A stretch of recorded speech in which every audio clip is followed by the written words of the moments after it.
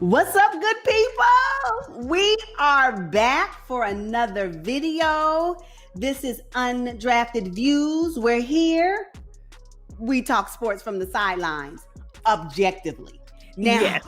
I'm so excited that the NBA is back in full swing. We have seen 2 days of basketball, and I am living my entire sports life right now. I'm here with my co-host. Say hey, girl. Hey, what's going on, people? And today, we're going to talk about it. We're going to talk about the NBA restart.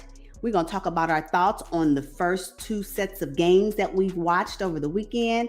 And I can't wait to share my opinion. Right. Let's get started. All right. So day 1 was very interesting. You know, it had so much anticipation. You know, the first game was Utah and New Orleans. Mm-hmm. And let me just tell you, it was a nail biter. The little bit that I watched, because I think we discussed that it was just the opener. And we ain't had time for all that. We were waiting for game number 2. But yes, I caught the tail end of the Pelicans in the Utah game. And it was interesting to say the least. Went to overtime, right? And it was nice to see Rudy Gobert hit the game-winning shot, seeming as though he ruined the NBA season as we knew it. You feel on that? He did not ruin the NBA season. The NBA season, as I stated in the previous video, would have ended anyway. It was his fault. It was not. But I'm glad he's well, and I'm glad the Jazz did good. So yeah, I agree. I think that for me, what stood out in that game was Brandon Ingram and JJ Redick. I mean to tell you, I think they are the key components to the Pelicans being able to compete in these 8 games. Now, granted, they've lost 2 so far, but I still think that if they show up and they perform the way they performed opening night for them, they may have competitive games, more competitive games, not necessarily winnable games, but more competitive games, like the one we saw with the Jazz. And Zion, why is he on restriction? You know, I know why. Why? And this is just my opinion. I think Zion was injured during his family emergency. I believe it. Yeah. Why is he on a minute restriction? They were off for 4.5 months. Why are we still babying him? And he was deemed okay to start. So if you're deemed okay to start, why are you limited in minutes? And because he played all his 15 minutes, they couldn't put him in at the end of the game.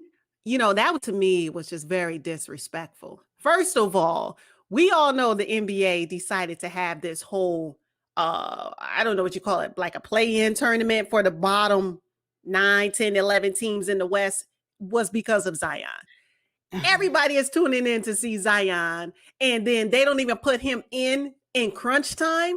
It's disrespectful. No. It's totally disrespectful. It's disrespectful, and it is misappropriation of funds. It's really at this point, the NBA is wasting money on these 8 games. If the purpose, and I too believe the purpose of these 8 games is to have Zion play in the playoffs, they ain't gonna make it. They're not gonna make it, and we're not even seeing Zion play. What we gonna watch 2 or 3 minute spurts of him play basketball? That's not why they restructured this whole 8 seeding game thing. You know, and I maintain we could have had the scrimmage games and went right into the playoffs. I'm with John Moran on this. It is not fair. Now, while I am happy to watch the Portland Trailblazers bring it, in the grand scheme of things, we shouldn't even be here, honestly. Because if you thought that Zion was going to be the one, he's not. R.I.P. to the Pelican season. It's over. It's done. It's done. Pack your bags, go on home. Because right now, anybody if you're not going to be competitive, Pelicans, anybody that you're playing, it's a waste of their time. Now, granted, the Jazz game was good. Okay, they did, hey, it wasn't because of Zion, I can tell you that. But they did have a competitive game. Now, that other game they played. Yeah. Yeah, it's a shame, and the whole thing is now of the bottom teams in the West. Okay, Mhm. Portland, Pelicans, Phoenix, Right. San Mhm. Antonio. And Kings. Mhm. None of And those Spurs. teams. Oh, the Spurs. None of those teams have a shot other than Portland. You know what's interesting is Portland is going to grab the 8th seed. I hate to see Jean Morant go home because he's explosive and very exciting to watch, but I'm sorry, experience is going to prevail. And that means Portland is going to grab the 8th seed and they're going to play the Lakers in the first round. And I can't wait. Oh, you predicted it. You've already set the narrative. And based on the play that's happened in the last 2 days, it's looking like it's leaning your way. Yep. I think based on today, I'm like, oh, you may be right. And based on the play, the Lakers had the last. I'm just saying it all looks like it's lining up to as of today. Now, things change. Each team has 6 more games to play, and I get that. But as I'm speaking right now, somebody going home early. Somebody going home, and the Pelicans look like they going 0-8. I just no, and I'm really sorry. Where is Lonzo? Oh, Lonzo. I'm so mad at Lonzo. I put him in on my FanDuel lineup. I said, oh, you know what? He came back. He beefed up, put on a little muscle. He got a lot to prove. He's been traded from the Lakers to the Pelicans, and now's your time. Show up with 7 points. Really, Lonzo? 7 points. Really? Barely any assists. What are you doing? And you know what, though? Is it them or is it their coach? Ooh, it's so easy to blame the coach. But the players, at some point, it's basketball. You got to show up. We're talking about your fundamental skills that got you into the NBA. Yeah. That's the only reason why colleges were looking at you and teams are even interested in drafting you. So you had to come with something. And now you're here with the professionals and you disappear? Yeah, you're looking average. Lonzo's looking average right now. He should not have been one of the top picks in the draft. Number 2? Not at all. Yeah, I'm not impressed. I can even see, Lonzo, if you were upset about what transpired with the Lakers. I get that. But now you have an opportunity to redeem yourself, to set a franchise on your back, and you can't even do that? So did you really have it anyway? No. Who had it was LeVar. That's who had it and who propelled him to the league. Because with Lonzo, that LeVar Ball is the real MVP. Yeah. Absolutely. Oh, let me tell you, with a father like him, you better come with some skills to back it up because he does it. He sells it for me. I'm like, man, that's how you dad. Yeah, that's how you dad. I like that. I don't care what anybody say. People don't like it, but that is how you dad, right? You go all in for your kids. Absolutely. Yeah. But I'm gonna need the kids to prove you right because it ain't happening right now. Right. So the second half of the NBA opener was the big game of the night, what everybody was waiting to see, right? And you are a big Clipper fan. And they played the Lakers, and we were watching from start to finish. Yeah. And what happened?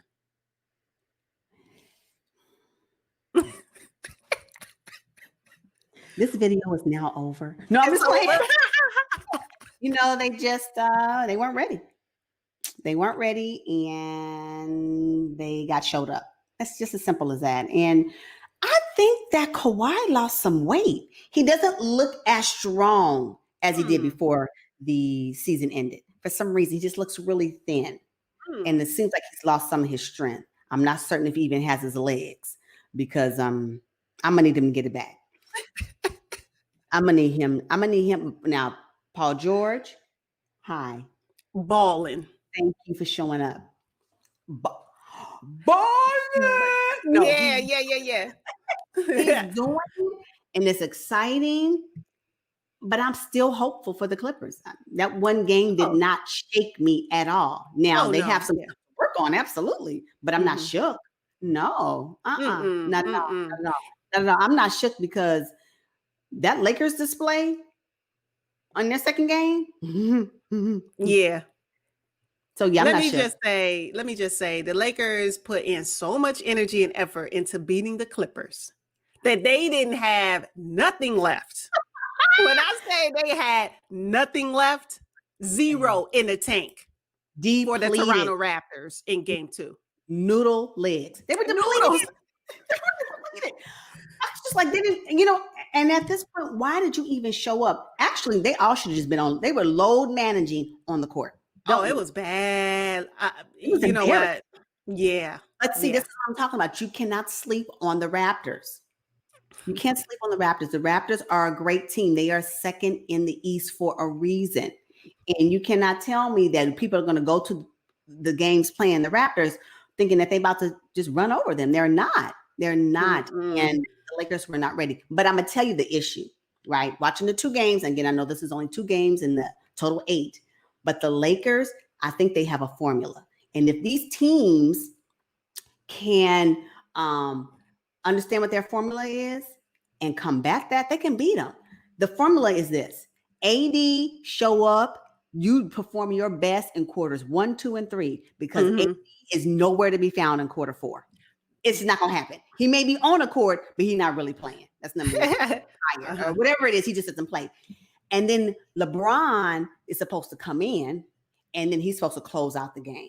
So that means that LeBron is barely playing. He says, I'm trying to get my team, involved. No, I'm gonna need for you to take these shots that you have open. How you gonna drive to the basket and then turn your back and pass the ball? I know. You got enough strength, and I know you know how to use your shoulder and your body, because I've seen you do it before, where you push opponents out of the way, and now you can't do that. But now you can turn your back and pass it to Danny Green for him to hit a brick. Over it. I'm over it. It's not. I'm gonna need LeBron to do what people claim he's supposed to do and what he's done in the past, right? So show up, get to the basket, and I'm gonna need him to get to the basket early, because if you're waiting for AD, clearly AD wasn't ready on the second game. Oh no, AD went 0. I mean, he scored 0 points. Somebody said AD laid an egg in the first quarter. No, he did score a point. 1 point. You know what point that was? A free throw point. Oh, a free throw. That's one nothing. in the quarter, in the first 2 quarters. So by halftime, AD had 1 point. What? After he had a monstrous game 1, right? He had a monstrous game 1. I know. And then you show up and you lay an egg against the defending champions. That's unacceptable. You should have actually saved your energy and did just a little bit for the Clippers, because you're gonna see them again anyway. But these Raptors, they embarrassed you guys. It was okay. So we're waiting on AD to show up, because he did 34 points the night before, the first game with the Clippers, and what was it, max maybe 7 or 8 points? It wasn't even a lot of 14, I think it was, or something like that. Most were free throws again. It's terrible. Another thing is that if teams can find a way not to send AD to the free throw line, they may actually win as well. They may actually do better in competing against the Lakers. Let me tell you, because in that game with the first game with the Clippers, he went to the he made 16 out of 17 free throws. Yeah. So that means almost half your points were at the free throw line. At the free throw line. With no fans, no rowdy fans trying to distract you. He should have made all of his free throws. Yeah. So I'm not here. Right now, what the Lakers are displaying is inconsistency. And that's inconsistency will be what sends you home. So if you're unable to play great in 2 games, why do you think I trust that you're going to be able to do in 7? No. Why?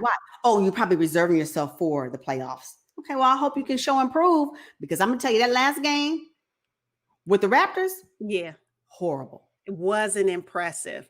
And that's the thing, though. That's the problem with having an old veteran superstar. Cut that out with that old. Just say experienced veteran. But that's the problem, though, because you're not going to get consistent effort. You're not going to get consistent effort. And to be honest, the last 5 years, I think LeBron has not been giving me consistent effort. He hasn't been getting back on defense. He's been doing a lot of complaining, taking little small breaks while the play may be down the court. He's doing that again here with the Lakers. And that's the problem with having a veteran superstar, because he's going to run out of gas. And if he's already putting right now. I was thinking the same thing. Yeah. Putt. Now, in the Clippers game, he did make a couple of stops to Kawhi and Paul George. And I was like, oh, yeah, this is, if you're going to bring that, but I'm going to need you to bring it all the time. And that's the issue, right? Yeah. That's the issue. You cannot, the two things I have right now with what I see with LeBron is that you can get stops. Yeah. Right? If your defense is tight, you can get stops because you proved that in the Clippers game. The problem is that you're inconsistent, right? And then the second thing that I've noticed is that you are able to score. You can shoot and try to make a basket, but you choose to turn around and give it to another player. I'm like, you up under the basket. Yeah. Shoot it or get to the free throw line like AD. What is it? You're trying to preserve yourself. You don't have time, LeBron, if you are vying for your fourth ring to play. You don't have time. You don't have time for two reasons. You don't have time because you are a veteran, experienced veteran. Old. And you don't have time because this may be the last time. It's the last time. Because this is, I'm telling you, because what I've noticed is Giannis and the Bucks, they ain't playing. They are coming for it. And what I noticed in when Milwaukee played, what was it? Milwaukee played Boston, right? Yes. Giannis, he pulled down 36 and 15 and 7 assists. Young, athletic, too big, too strong for everybody. But what I wanted to bring up was he ain't taking no games off. No. They're already the overall number one seed. It doesn't matter. They're not going to scoop down. Yeah. It clinched. It's done. Done. It's done. But there's really nothing else for Milwaukee and the Bucks to gain. But Giannis ain't taking no games off. And he's playing like this is the championship. If anybody were to kind of like scale it back a bit, the Bucks can do it. It would be the Bucks. They've already clinched the number one. The number two seed, although it is the Raptors, they are far below. So they can pretty much scale it back. But because they're so locked in and Giannis ain't playing, and yes, and I'm glad he's not, right? Then he's bringing it. Yeah. I just don't see. I don't know if it's the Lakers and the Bucks in the NBA Finals. I don't see Anthony Davis being able to withstand the strength of Giannis. I don't see it happening. That Giannis is strong. Woo. And he's changed his game a little bit from his experience that he had last season. Yep. Right. So he's so strong. And AD, while he may be lengthy, because he is long and he's tall, but that strength of Giannis and that determination of Giannis and that confidence that he has, which I think is a little bit scaled back from AD because he is under the umbrella and under the wing of LeBron, which may be a detriment to his confidence. Because he doesn't want to overshadow. No matter anyway, because your 34 points was barely even talked about. Barely. You put the Lakers on your back that first game with the Clippers. You put the Lakers on your back because if you was waiting for LeBron to do it, and I know he did the game-winning shot, and it was all cute, and that was the big talk. No, but it was AD that did that. Because if AD hadn't performed that whole game, y'all wouldn't have won anyway. No, they wouldn't have won. So Giannis and the Bucks, they ready, and the team that beats them will have to be strong because that Giannis is coming. He is coming, and he has a good supporting cast. Yes, and they're well coached. Yeah, And they play with chips on their shoulder. They're in a small market. They're not as fancy as Los Angeles or, Miami or any of the teams with, a storied franchise. Yes. They're not. And I'm telling you, y'all better watch out in the East because I have the Bucks winning the whole thing. The whole thing with the Eastern Conference. Well, yeah, they're going to the finals. Oh, yeah. Okay. I need to clarify a whole thing Eastern Conference, a whole thing NBA Finals. The whole thing you talking about? Well, I'm talking about both, actually, because I do think they're going to obviously make it out the East. And then whoever they face, the NBA Finals, I think they're going to win it. I think the Bucks are going to win it this year. Okay. Before going into these 8 games, I was like, oh, they're good. I know they'll make it out of the East. But looking at the Clippers and the Lakers right now, they're not ready. Mm-mm. We'll check back in game 7. No, game 5. See, that's the problem. I don't even think by game 5, Kawhi, LeBron, AD, any of the players are going to be really playing. I think their mind is going to already be at the playoffs. Okay. We'll see. I just you're going to see some load management jumping off. And I want Kawhi to get that dog back because I have not seen him do so many complaining facial expressions. Mm-hmm. He didn't do that last year. The foul, he'd be like, and he moved on. Now he's like, you know what is going on? I'm not used to seeing him be so animated on the court. What I like is when he's focused in, he played a game, the foul is called, or call didn't go his way, he moved on. I mean, it's like no facial expression. Now his personality is so involved. And I'm like, first of all, you look smaller. Now you got this personality on the court. I'm going to need for you to erase all that and go back to who you were last season. If you expect me to believe that you're focused. Wow. So do you think that now that he won the NBA first of all, he has a chip now.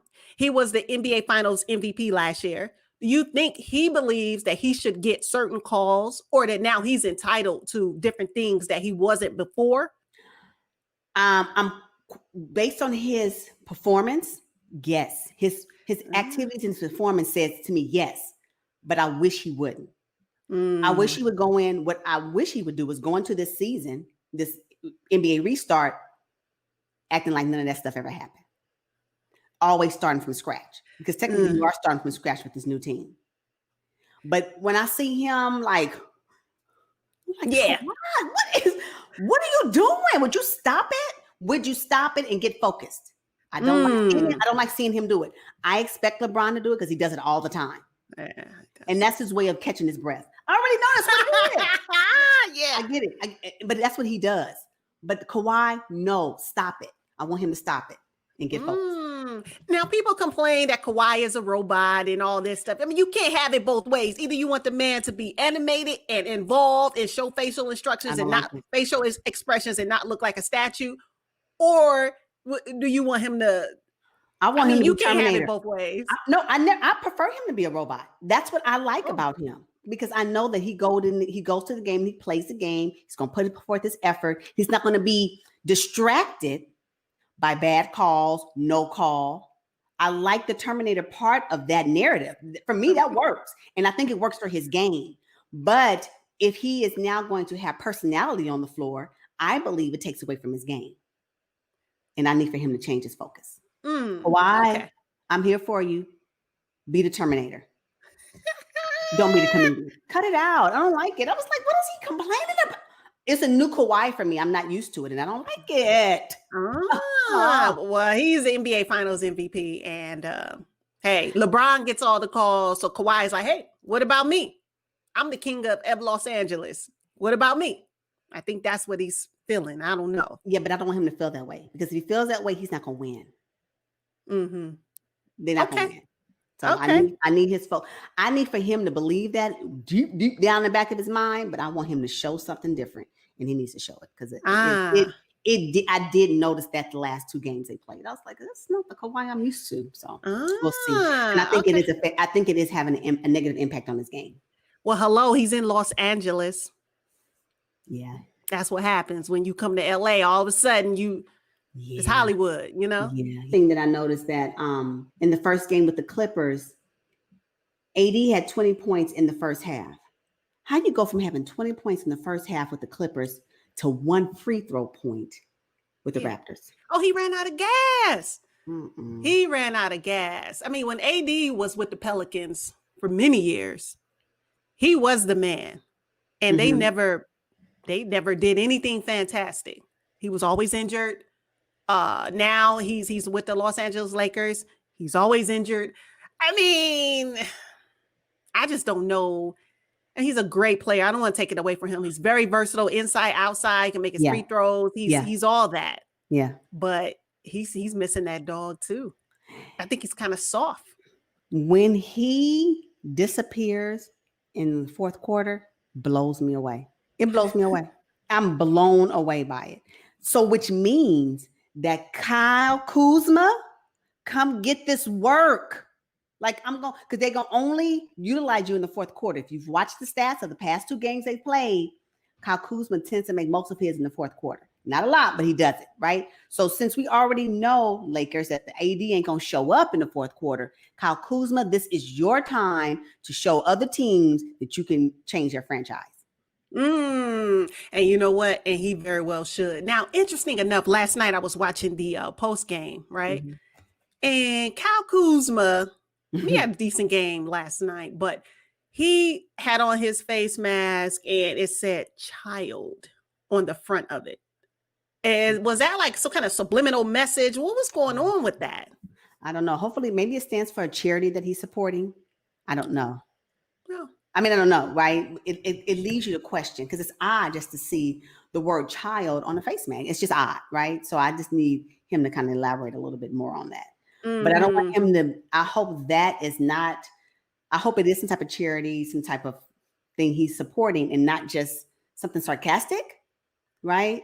But I can tell you right now, Kyle Kuzma has an opportunity to be consistent and show up in the fourth quarter because AD is not going to be there. He's just not going to be there. He's not. And he looked very bored. AD looked super bored in last night's game.